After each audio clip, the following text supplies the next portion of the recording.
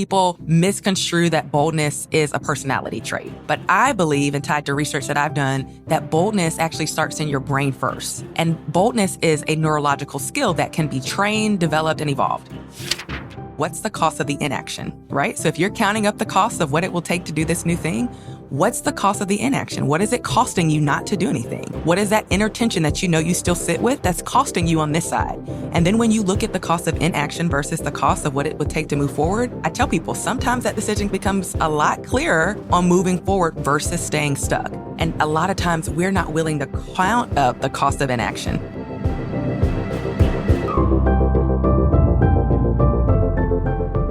That's Krista Stepney. She's an experienced leadership strategist who helps high achievers get unstuck and move forward, especially when it feels like the hardest thing to do. She's also the author of the book Move Anyway, a guide for overthinkers, perfectionists, and almost starters. So you'll learn 1, how to identify and address the root causes of inaction. 2, how to take your power back from comparisons and self-doubt. And 3, 2 powerful scripts for when you're stuck. And if you want a quick summary write-up of the actionable takeaways that Krista shares, I recommend you sign up for the free Gold Nugget email newsletter, which you can find over at awesomeatyourjob.com. I'm Pete Mockaitis. This is How to Be Awesome at Your Job. And now, here's Krista.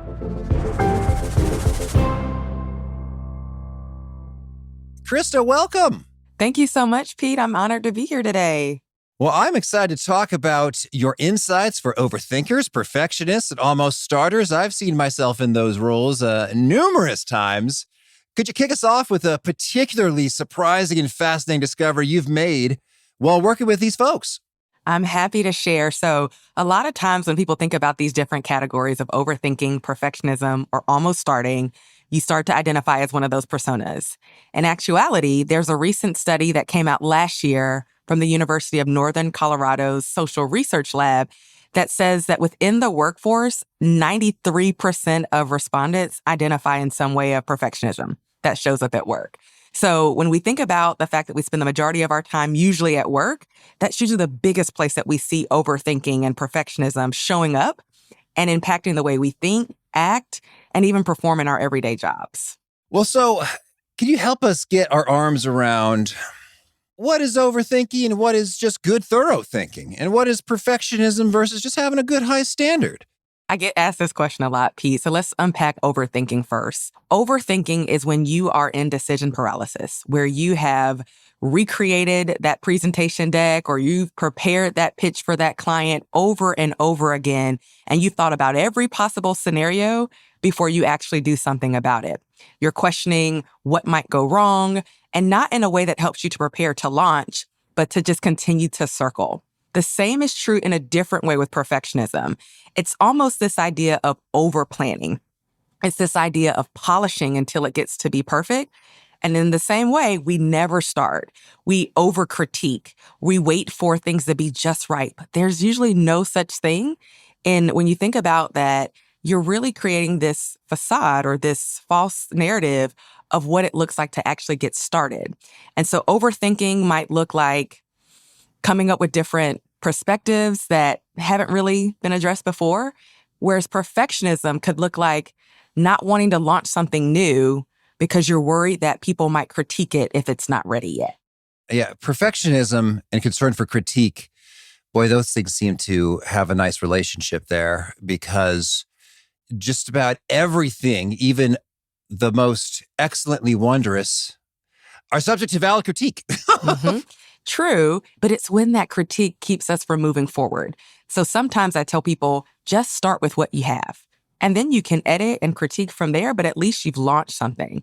And a lot of times, Pete, perfectionism comes from this idea of comparison. We're usually looking at somebody else's path or how someone else has maybe done something similar, and we are comparing what we're trying to do to what they've done. And because of that, it causes us to withhold launching our brand new idea or doing something different in the workplace because we are wanting it to be as good as what we see for someone else. When really, if you put your thing out there, it can be a different variation or iteration of it without it having to be perfect. Okay. Well, could you share with us a fun story of someone who was finding themselves doing some overthinking, some perfectionizing, some almost starting, and then saw a nice transformation? Sure. I'll give you an example of a recent leader that I worked with, one of my former clients.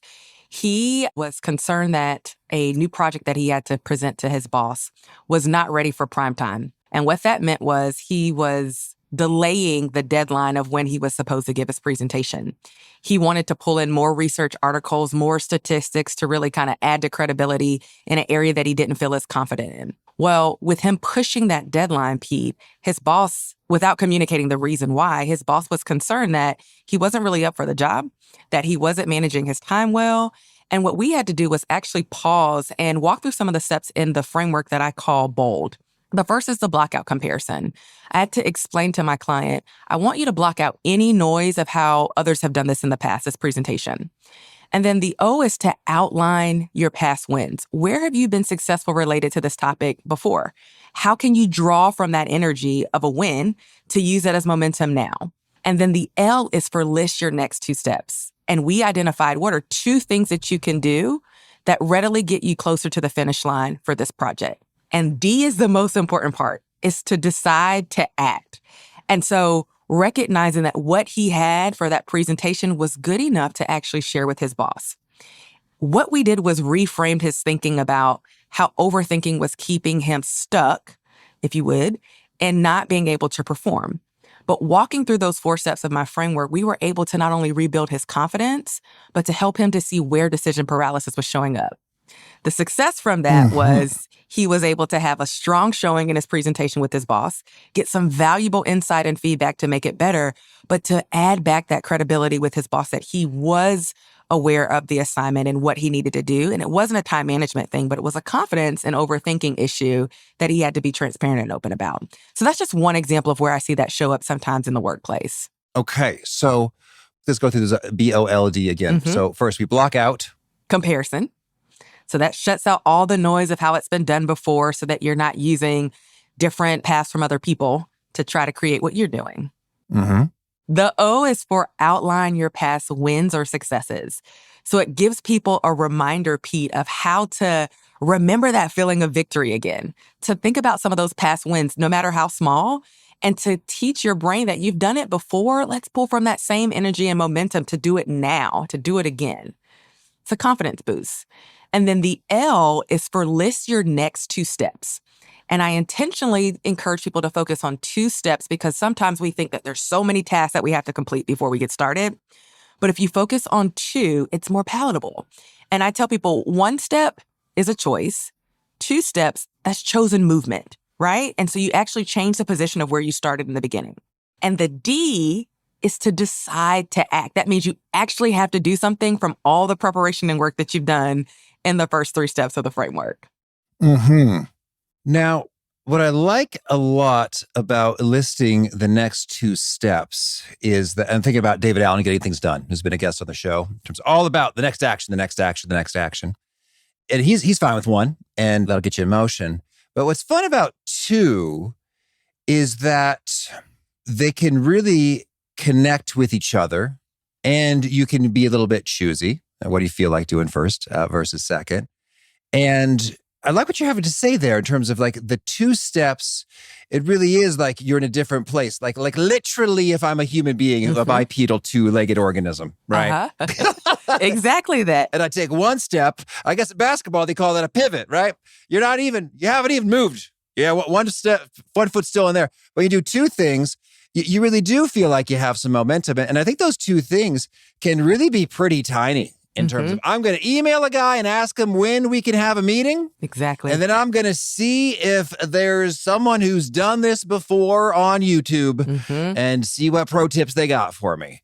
1, 2, and we're off to the races. Exactly. And Pete, the great thing about that is like there's neuroscience research that actually talks about how changing your position with those 2 steps teaches your brain that you actually can accomplish something.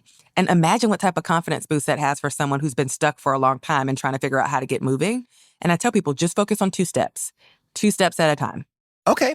Now, the blocking out comparison point seems like it might be easier said than done when it comes to this emotionally fraught territory. Any pro tips here? There's something that I call a 5-day social detox. And it's literally disconnecting and detaching from areas where you're consuming the things that are feeding and fueling that comparison. So for some people, it might be detaching from social media for about 5 days. It might be disconnecting from that person that you always go to for advice because you are so enamored with how they've done it versus listening to your own voice and coming up with your own insights. So I give people a prompt of different things they can walk through within those 5 days of a detox to get more in tune with their inner voice and thoughts versus looking for external opinions and insights that are fueling comparison. The second pro tip that I would give Pete is one that's tied to an activity that I call Mirror Mirror. And it's really this activity where I encourage people to either do like a selfie style with their phone or to actually stand in front of an actual mirror and to ask questions about where they've actually allowed the opinions or path of others to impact how they think about themselves or the thing that they're working on. And it might sound goofy at first to stand in front of a mirror or to talk to yourself in a selfie style, but you're literally bringing those ideas that might be swirling in your head out in the open and getting that out so that you can identify where that comparison is showing up. And then the second part of that activity is speaking back affirmations into yourself. So identifying that you are enough, that you do have what it takes to get this done, that you are capable of the work that you want to produce. And that's the lasting image and thought that that person has as they begin to do that work and start to block out comparisons in real time. That's cool. And the mirror stuff, there's some wild research about the impact of looking at yourself in the mirror in different contexts. Yeah. Like we eat less food or more healthfully, I believe. Study shows if we're looking at a mirror while we're eating a meal, like who'd have guessed? So yeah. Because you can't deny it. It's right in front of you at that point. Totally. Okay. Well, now you've got a concept called micro boldness. What's that all about? So a lot of times people misconstrue that boldness is a personality trait. But I believe, and tied to research that I've done, that boldness actually starts in your brain first. And boldness is a neurological skill that can be trained, developed, and evolved. That means it's accessible to everyone. So it doesn't mean that only the extroverts get to be bold, right? It means that anyone that has a brain and believes that neurological skills can be trained can actually do this work. And so instead of thinking about traditional boldness where it's big and flashy and these giant leaps, right, that sometimes feel a little bit scary, I encourage people to prescribe to an idea around micro boldness. And that goes back to what I shared about the 2 steps. It's the iterative, continuous, smaller steps that happen over time that retrain your brain that there's safety even in uncertainty. And it creates muscle memory that, okay, if I took 2 steps before, I can do 2 more steps. And what it does is over time, you're building that neurological skill of boldness. You're creating an atmosphere where boldness doesn't have to be lofty or uncertain or scary, but it could be a part of your daily practice. So micro boldness is the concept that I really try to lean into and practice and teach to help people to understand that these continuous movements and steps can show up in your everyday activities. Mm-hmm. So you say it's a neurological skill. Mm-hmm. I'm curious if we zoom right into the moment of, I kind of want to do this, but I'm kind of scared. What do you recommend we do right away? Because that's how maybe tell me if I'm thinking about this right when you say neurological skill. I'm thinking almost like Pavlov's dogs. Right? Mm-hmm. We got these associations and these patterns and these grooves, and we just kind of roll with them. And so if you have a neurological skill, pattern, groove, pathway, such that when you are scared and imagining uncertain, spooky scenarios, you freeze up and do nothing, then that can get reinforced. So I'm curious, with the 2 steps or micro boldness, what does that look like immediately in terms of, here I am, I'm at my desk, I'm feeling the things, what now? Yeah.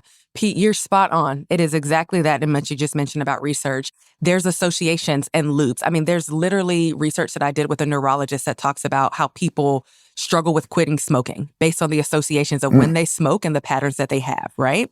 Yeah. And so the same can be true when you think about fear or uncertainty. So part of it is you have to first unpack why or what's been associated with that fear. Has something happened in the past, right?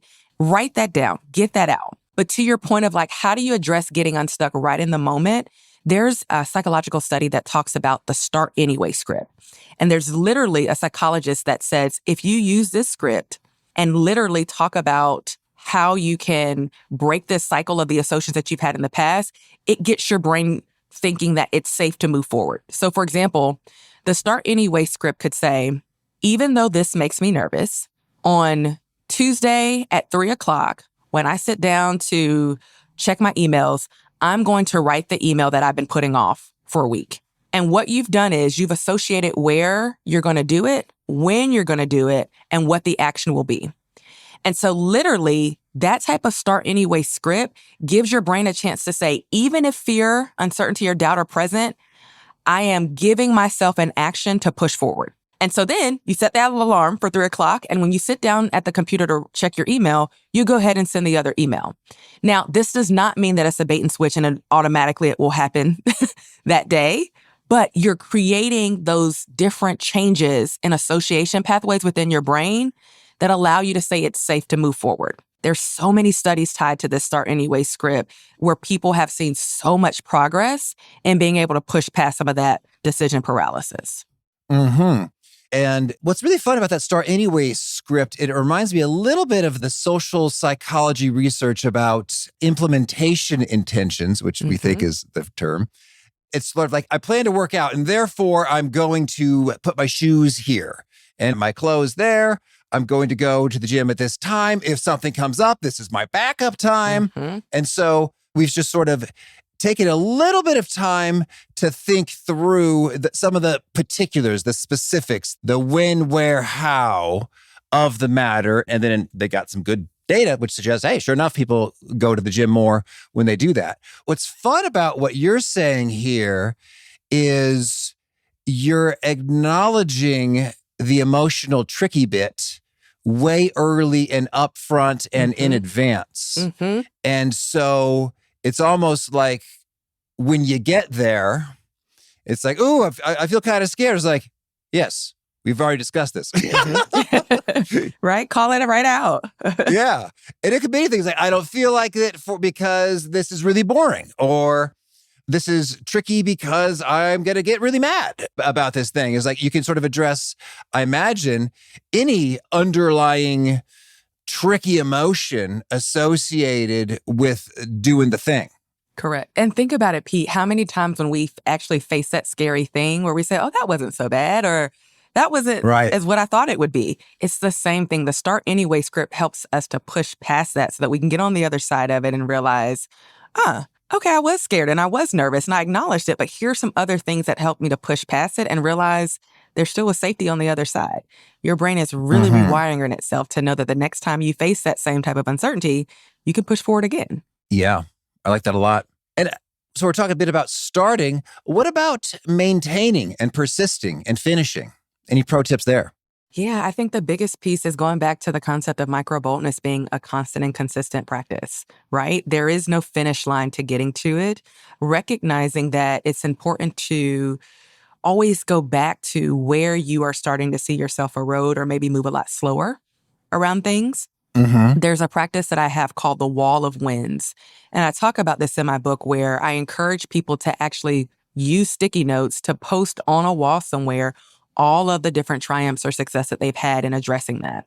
Because that's the way that you maintain this sense of micro boldness, this sense of pushing past staying stuck, because you literally can come back to a memorial of where you've done it before.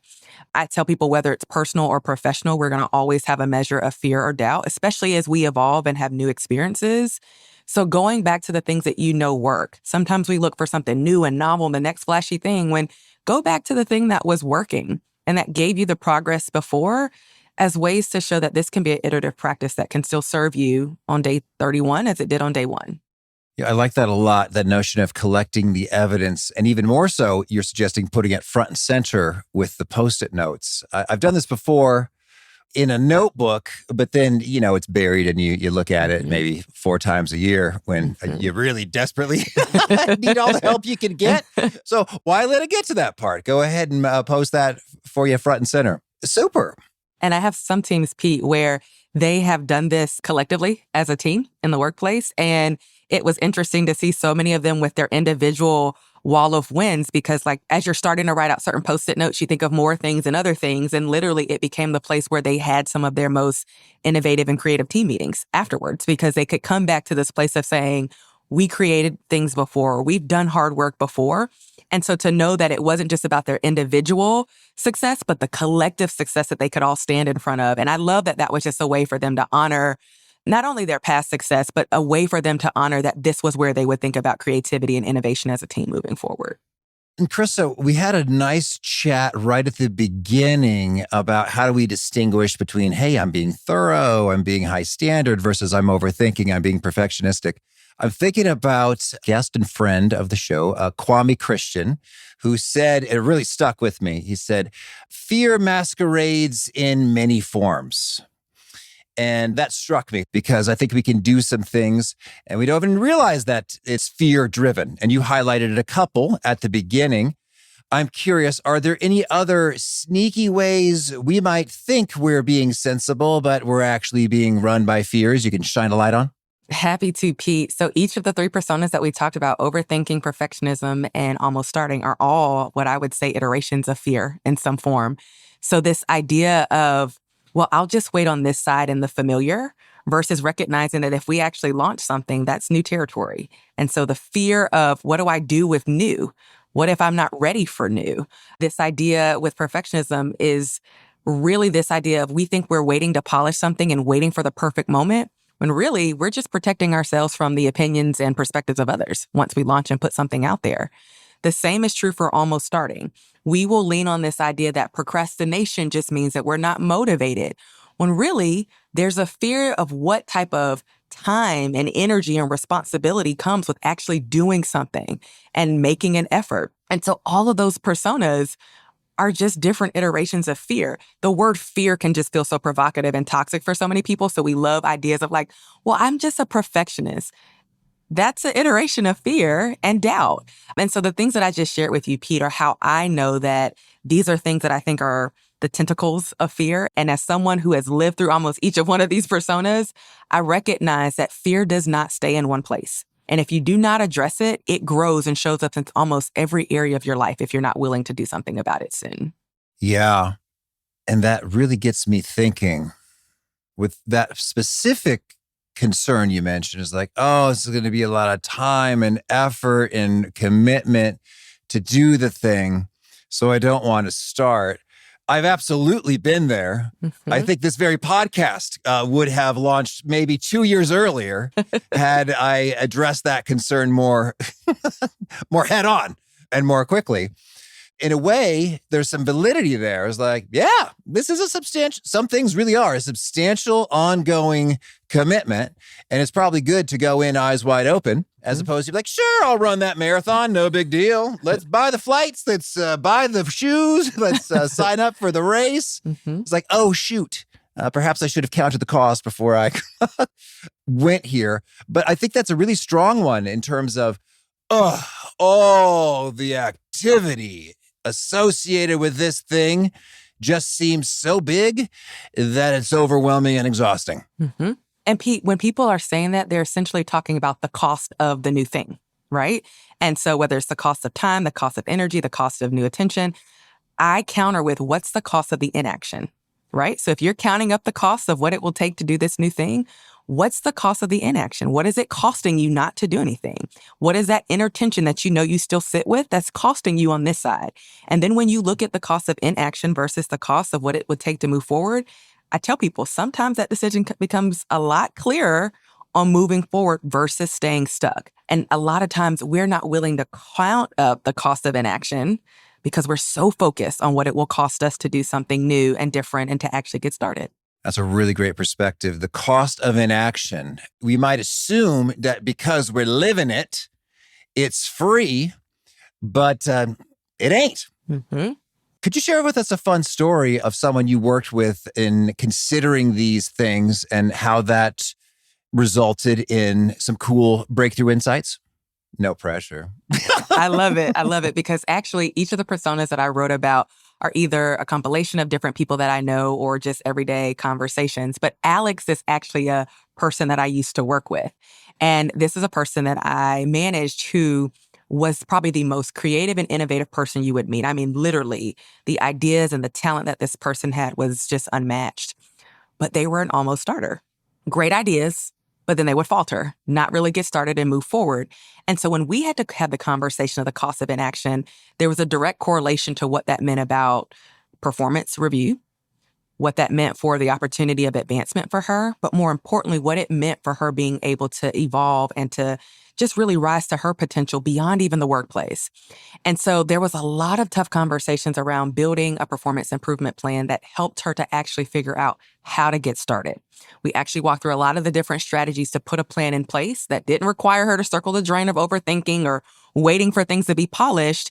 And here's the thing. Talking to her maybe a year after we went through a really tough season of her having to address why she was an almost starter, the success now means that her benefits, not the costs, were tied to not only seeing her move forward in the organization, but to actually start her own company. That gave her the momentum to be able to see that her creativity was really just being boxed in the organization, where now she had a greater platform within her own company to do far greater things. But now she had the discipline not to just have ideas that swirled, but to actually have tangible results, new clients, new customers, new products that she could actually bring to the market. And the biggest piece is the new joy of knowing that she was able to master and overcoming what perfectionism and procrastination had been her stallmates for so many times. And so I give you that example, Pete, because again, going back to that cost of inaction, she would have never even realized additional revenue or opportunities to just work in her expertise or zone of genius had we not gone through that tough season of actually talking through what not starting was costing her personally and professionally. Mm-hmm. Lovely. Thank you. Well, Krista, tell me anything else you want to make sure to mention before we hear about some of your favorite things. I encourage people to think about the fact that overthinking and perfectionism and almost starting can be big, lofty personas. But the more we actually look at where we are today and see where we sit in those personas, Pete, it gives us an understanding on where we're actually holding ourselves back within our jobs. Like if it's holding you back from that stretch assignment that you know you should take on, or going after that promotion, even if you don't feel qualified yet. And I share this because I have these conversations in everyday discussions, even with family and friends. And this is the piece that I feel so indebted to work through, Pete. It's like, how do we get unstuck? There's so much waiting on the other side for us to move forward. And so I encourage people to do that self-inventory and to see where they might be sitting and to think about how they might use some of those strategies that we've been talking about today to move forward and get out of their own way. Big thanks to Krista for sharing her wisdom with us. And big thanks to our sponsors. Check them out. One sponsor to check out is Monarch. I don't enjoy thinking about or fiddling with money, so I love resources that make this quicker and easier. Set yourself up for financial success this year. Monarch is a gorgeous personal finance tool that makes your money life easier. It brings your whole money picture from budgets to accounts and transactions and investments into one super handy dashboard on your phone or laptop. I was such a fan of the old Mint.com and was super bummed when it disappeared. But the good news is that Monarch was founded by a team that includes the original product manager of Mint, and I dare say it's even better. I like the graphical summaries that help me drill down into things quickly and easily and helps me get to the bottom of anything that just seems off or weird or helps me zero in on great opportunities for savings faster. In fact, Monarch helped the average user save over $200 per month after joining. So set yourself up for financial success in 2026 with Monarch, the all-in-one tool that makes proactive money management simple all year long. Use code AWESOME at monarch.com for half off your first year. That's 50% off your first year at monarch.com with code AWESOME. One sponsor to check out is Factor. If you find yourself with big goals and no time to cook, Factor makes healthy eating easy with fully prepared meals designed by dietitians and crafted by chefs. And I mean fully prepared. They're fresh, not frozen, and you microwave them so you have a tasty hot meal ready to go within 2 minutes. They've got whole food ingredients with lean proteins and colorful veggies. There's 100 rotating weekly meals to keep things fresh. I personally prefer the high protein option. I can recall 3 times in life when I realized, work is about to get wildly busy. Better get that Factor subscription going again. And it was such relief to know that in the midst of a demanding, stressful season, I had a fridge full of 6+ delicious meals ready to go at a moment's notice. So head over to factormeals.com/beawesome50off and use code beawesome50off to get 50% off and free breakfast for a year. Eat like a pro this month with Factor. Do note, this is for new subscribers only. It varies by plan. That's 1 free breakfast item per box for 1 year while the subscription is active. All right. Well, now could you share a favorite quote, something you find inspiring? So Mark Cuban would be one person that I usually pull a lot of great quotes from. I love his sense of perspective around business, but also entrepreneurship. And he has a quote that basically says, when you've got 10,000 people trying to do the same thing, why would you be number 10,001? So when I think about doing something different, whether it's starting a podcast or a new business or a new idea within your company, don't be the 10,001 person doing the same thing. Step outside the grain of how we've always done it and do something different. And then the second thing I would say is any quote or paragraph in the book by Lovey Ajay Jones. She wrote a book called The Professional Troublemaker. One of my absolute favorite books. And she has so many great insights about how you really address doubt, fear, and uncertainty in the workplace, and how being a professional troublemaker really helps you to align with your passion and really thinking about not only the change that you want to see, but the change that we know that this world needs. So any quote from that book would probably be one of my favorites too. Okay. And a favorite tool, something you use to be awesome at your job? There's something that I call a stretch space. And it's literally picking a day out of the week, 30 minutes only, to do something that feels uncomfortable. So it could be like drawing with your non-dominant writing hand. It could be like singing a song in public. And this sounds a little funny, but I use this as a way to like remind myself to do things that feel uncomfortable. And it's a way for me to actually lean in when there's not as many consequences of failure. But I use this stretch space as a reminder to say, Krista, like, where are you pushing the needle on things that make you uncomfortable in your job? And how are you using that opportunity to be more innovative or creative in ways that you haven't been in the past? So the stretch space is probably one of my favorite tools that I lean on a lot. And a favorite habit?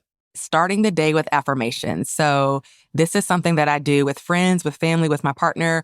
We will usually share affirmations that we want to set the intention for the day and just to remind ourselves of who we are, despite what might be waiting for us throughout the day.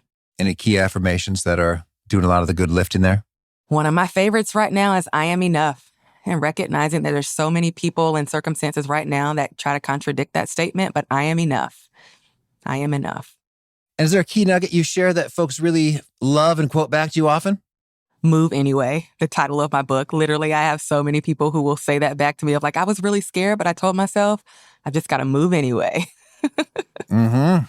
All right. And if folks want to learn more or get in touch, where would you point them? So on my social media channels, which are TikTok and Instagram and YouTube, you can follow me at Krista D. Stepney. And then my website is my first and last name, KristaStepney.com. All right. And do you have a final challenge or call to action for folks looking to be awesome at their jobs? Move anyway. In the moments where it feels comfortable to be stuck, I want you to consider the cost of inaction. I want you to use 2 steps to map up things that you can do right now to get out of your own way and to start moving forward for the progress that you know that you're entitled to have. All right. Krista, thank you. My pleasure. Thank you so much for the invitation, Pete. Excited to be here with you.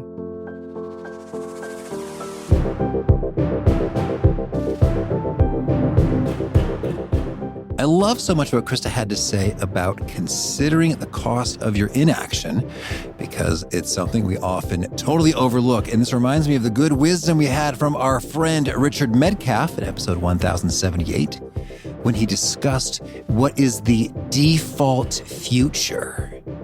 And boy, that is a powerful prompt, often overlooked and often does a lot of the work and get you unstuck. Like, oh, shoot, looks like I actually have to make a change, even though that's very unpleasant, but it will be less unpleasant, or more pleasant, if you will, than sticking with what I've been doing so far.